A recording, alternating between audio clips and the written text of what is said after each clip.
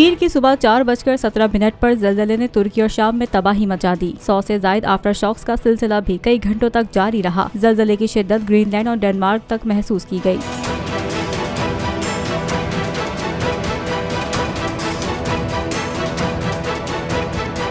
दोनों ममालिक में अमवात की मजमूई तादाद 3800 से तजावुज कर गई है। तुर्किया में ज़लज़ले से अमवात की तादाद 2380 से जायद हो गई है, जबकि 14483 अफराद जख्मी हैं। दूसरी जानिब शाम में हलाकतों की तादाद 1420 तक पहुँच गई है, जबकि 2100 से जायद अफराद जख्मी हैं। तुर्किया में ज़लज़ले के बाद मुल्क भर में स्कूल बंद रखने का ऐलान किया गया है। तुर्क वजारत तालीम का कहना है कि मुल्क भर में तमाम स्कूल 13 फरवरी तक बंद रहेंगे। दूसरी जानिब तुर्क सदर ने मुल्क भर में एक हफ्ते के सोग का ऐलान कर दिया। तुर्किया में एक हफ्ते तक परचम सरंगो रहेगा।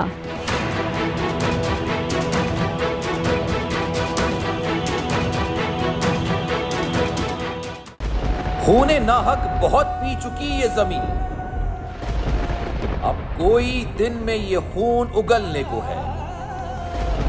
खत्म हो जाएगी ये तमाशागरी, वक्त पलटेगा रोजे जजा की तरह। ये जो पेशावर में ताजा लहू है बहा, एक क़यामत करेगा फलक पर बपा।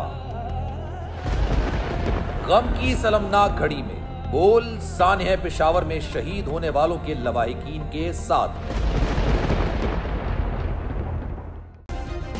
सब्सक्राइब करें और बेल दबाएं ताकि कोई खबर रह न जाए।